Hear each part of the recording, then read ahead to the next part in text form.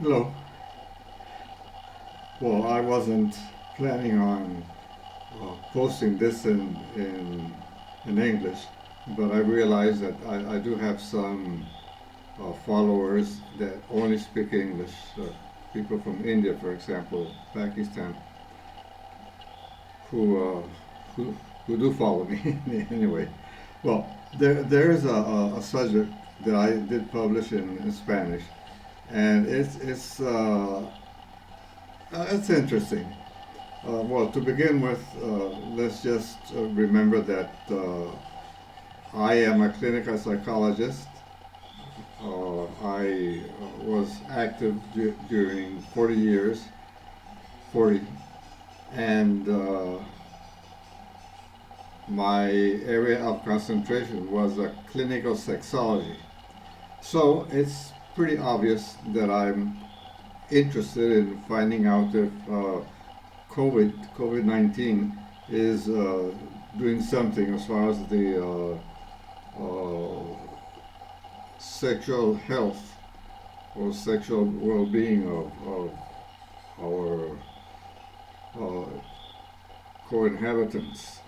And I just read, or was published in April, in the I think it's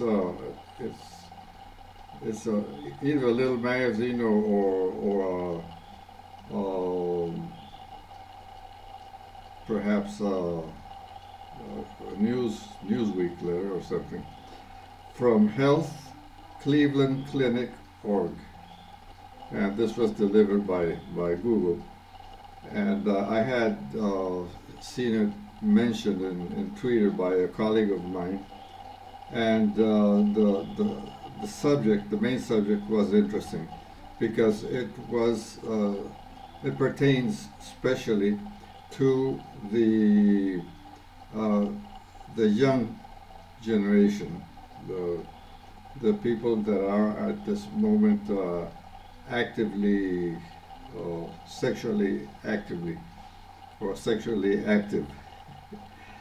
And let me see if I can get the information, uh, because it's really interesting. Uh, well, apparently uh, there are several ongoing small studies, so the results may not be very significant yet. And these studies are suggesting that COVID-19 does produce, in some cases, of young people, young males, an erectile dysfunction if the person has had COVID, of course. And why does this happen? Well, uh, perhaps the most common knowledge is that COVID does produce vascular problems, and all vascular problems have to do with the heart, with the surrounding muscles of the heart, and vascularity, correct vascularity, is needed for uh, the the veins and arteries that go to the penis to feed enough blood to have an erection. If there is a vascular problem there, well, the erection will not happen, or at least won't be of good quality. So that would be the most important reason. Then there are other reasons that are attached to this indirectly, psychological reasons. Uh, People who have had COVID, especially the young ones that perhaps didn't expect to get as sick, have a real rough time recovering from the psychological effects of tiredness, depression, lack of sleep, many things that interfere with the with a sex drive. So that will mean that the sexual health is impaired. In fact, it should be pointed out that one sign of good health in general is good sexual health. And those are the main things that have to be uh, researched, and they are being researched. But as I mentioned, the results are very, very, very small. It's going to take a long time. Uh, there's a third problem in this, that it is not known if the person who in fact does develop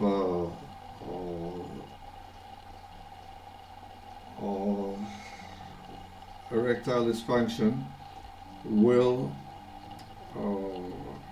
have difficulties to overcome it.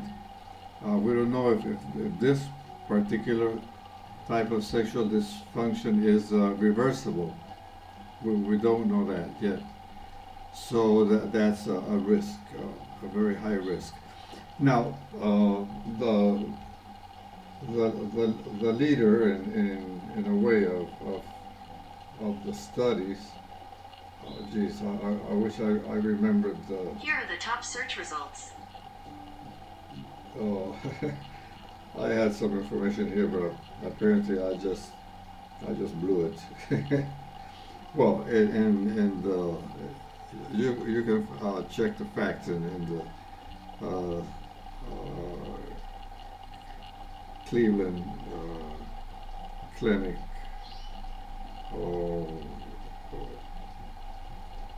publication in Google. But as I mentioned, the doctor who was talking about this, let me see if I can find it. Let's see, sexual dysfunction, sexual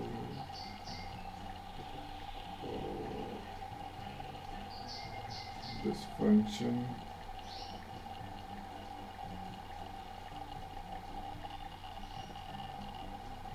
And AIDS, and and COVID. Let me see, because I do want to give you the name of the doctor who is leading this. Let me see if I can find it around here. Let me see. Okay, here we go. As you can see, this is a very, very unprofessional thing that I'm doing here. Okay, yes, it's Dr. Ryan Berglund, MD. And he does mention something that in the end is funny. It is in a way funny. He relates to the fact that young people in the United States do not want to get vaccinated, and mainly because they don't. Well, either for political reasons, he didn't mention that, but I imagine so, or because they just haven't found enough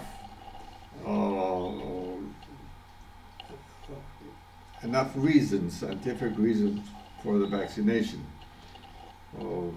We do know that people who have died because they had not been vaccinated. So a vaccination is a lifesaver, no matter what.